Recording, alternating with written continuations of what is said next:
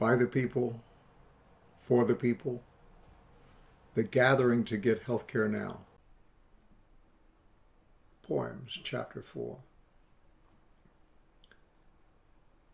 Success. Success is a high window from which many hope to be thrown. That's why defenestration is the most memorable form of execution. When I look for that window of success, I also look for deep water below and a parachute and a soft net. Thus may I be saved from my illusions.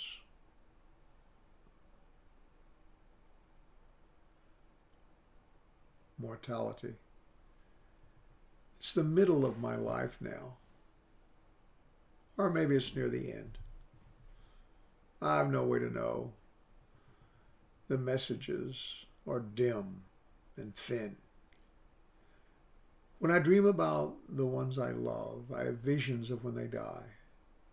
I well up, and I begin to cry. I see my wife as still as stone and myself weeping alone. I see my mom in a bright floral dress lay gently in eternal rest. I see my dad Solomon Gray sleeping in his bed on his last day. And finally, there's the worst sight of all. Each child we've had I see fall. I see them plunge into the sea, and behind them weeping, I see me. Each time I awake, I kiss the bed. I thank God no one is dead, but I know the time will come when these visions will be no longer dreams, when everyone I love will die, and all I'll ever do is cry.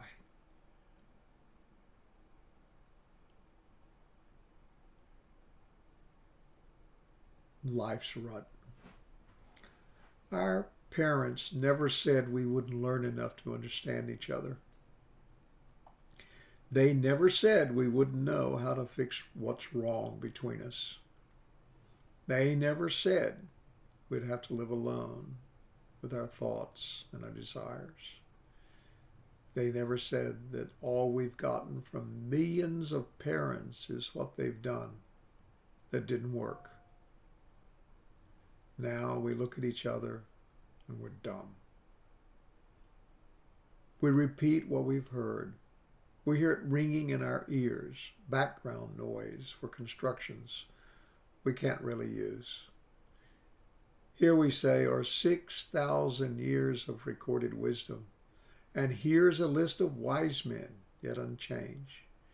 We ache for what they never said, us, dumb still, malcontent, and ignorant. We hand these books to our children, printed on paper, bound in leather, decorated with gold leaf and crimson paint, wrapped in the preacher's words. Laughter, it's mad, and pleasure, what use is it? What can a man do who comes after the king? Only what he's already done. How the wise man dies, just like the fool. What is done under the sun is vanity and striving after the wind. Millions of years of living, 6,000 years of writing have come to this. We explain what we do not know.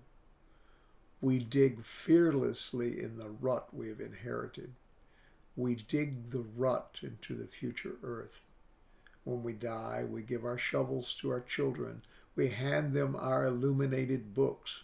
We never tell them they won't learn enough to understand each other.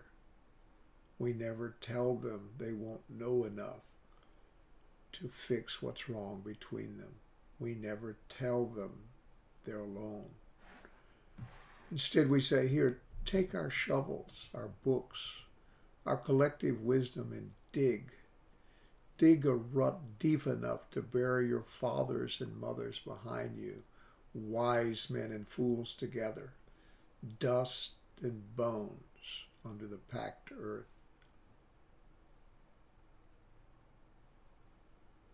dreaded destiny. It's better not to know, not to see so clearly the things that you must do. It's better to be adrift, so much flotsam washed upon a beach, sun-bleached and taking for an interesting fixture for a blue bedroom, or as fuel for fire to crack, and to pop, and to waft smoke across some laughing bather's eyes. It's better not to know, to be adrift, and to see life as it is, worthless, full of accidents, sorely amusing, washed and burned as fancy might have it. There is no regard for unplanned destiny, and no value in having just appeared the broken part of another's cast-off things. But when you know what you must do, angels weep for you. They stand on a pin's head, and their tears make rainbows for the dead. They remind you of what you said, of what you ought to do, of everything you ever knew. You await the courage of a pregnant mother, widowed by an uncensored act of God.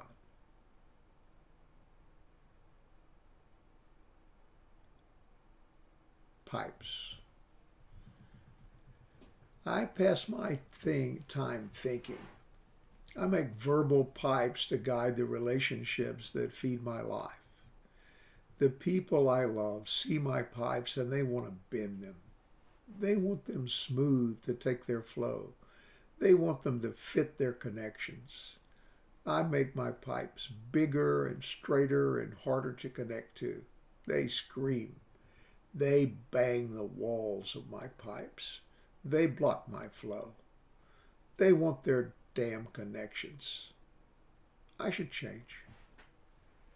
I shouldn't pass my time thinking.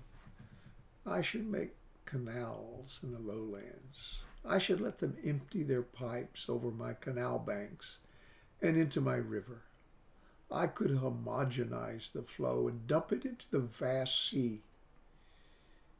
Me, I'd feed on them on the stuff from their pipes. I'd turn their flow.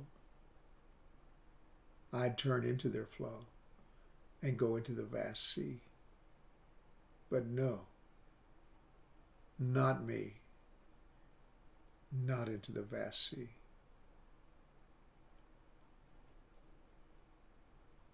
Star stuff. In the pool of genes to which I'm heir, I find that mine have been abundantly shared. In every way I think I'm unique, instead I discover I'm just like Pete. I look at Carol and see my eyes. I notice that George has both my thighs.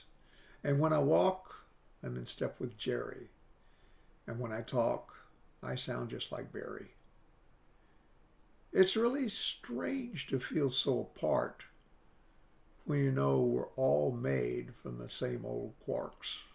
Our colors, our flavors, our spinning bits are big bang blown from the same deep pits. I'm astounded at me every time I'm able to separate the faces of Mary and Mabel. It must be the nothing that's in between that lets me know the differences I've seen.